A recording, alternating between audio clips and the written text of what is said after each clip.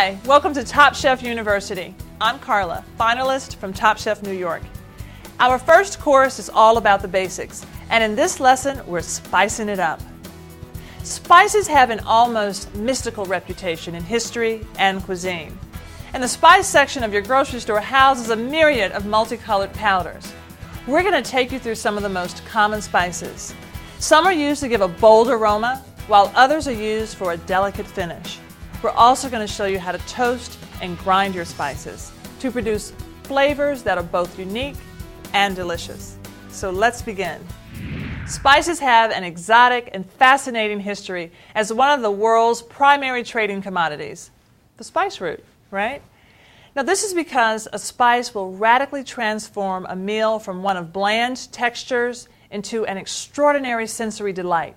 And this is what I call peacock, right? There's nothing like taking it from the bland to the fabulous. And there's so many spices available today to give flavors from all over the world. Unlike herbs, they're often just as good dried, and they should be an essential component of any kitchen. So here, we'll go through the main spices that you'll find in some common dishes. There is, of course, an enormous range of spices, but for now, let's just cover the basics and essentials. Although not technically a spice, salt is the most common ingredient used in cooking. At least it should be, because you know what I say, if you don't use it, you're not going to get any compliments. Now, kosher salt, like the one here, is a coarse, full-flavored variety used by most chefs. It has a clean taste and contains no iodine. Other salts you'll come across include fleur de sel or maldon, a favorite amongst chefs, used for finishing dishes, which means we use them sprinkling on at the end. And there's also the common table salt, which is used in baking. Now, pepper is probably the second most common ingredient in cooking. It has a spicy kick that adds real vibrancy to many dishes. Again, there is a huge variety. Here we have a mix of whole peppercorns, which can be used in broths or ground up on steaks and salads. Now here we have paprika, which contains several dried red peppers ground into a fine powder. This spice is often used in Eastern European cooking. It can give a sweet, peppery flavor to many dishes.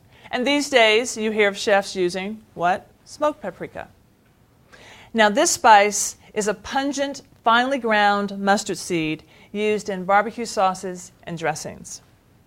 Moving on over to cardamom, these are seeds that come in many different colors and flavors. And because they're quite sweet and spicy, they can be used in baking as well as curries. You may taste cardamom in, let's say, an almond croissant.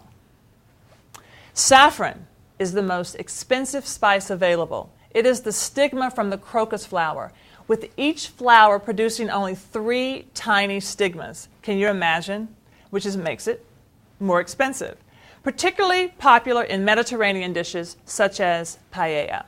Now, star anise comes from China, and this beautiful star spice has a strong licorice flavor. It is used in Chinese and Far Eastern cuisines, such as in stews and soups.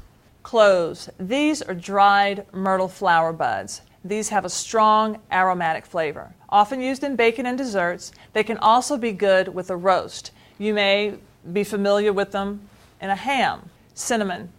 Cinnamon is actually dried bark. It has a sweet flavor, often used in desserts, but it's also used in savory dishes from the Middle East.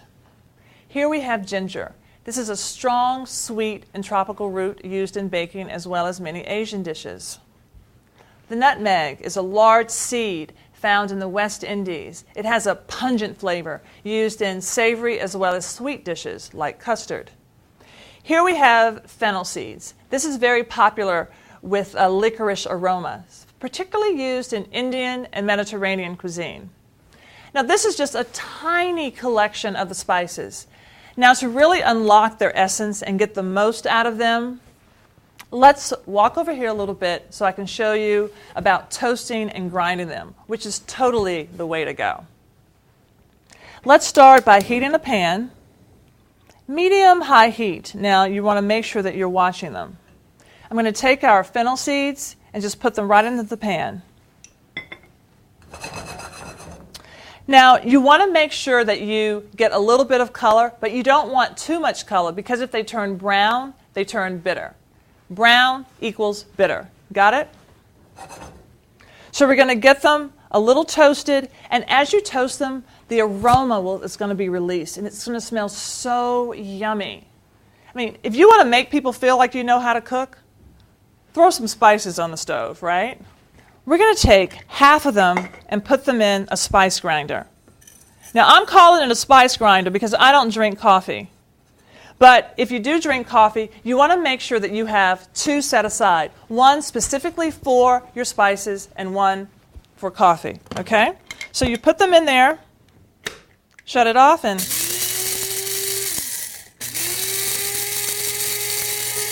now this gets your spices really ground really nicely. So here you have your ground spices, and it smells so amazing and so fresh. If you don't want them that fine and you don't have a coffee grinder, let's use a mortar and pestle. Put your spices in here, and you just grind them up like this, the circular motion.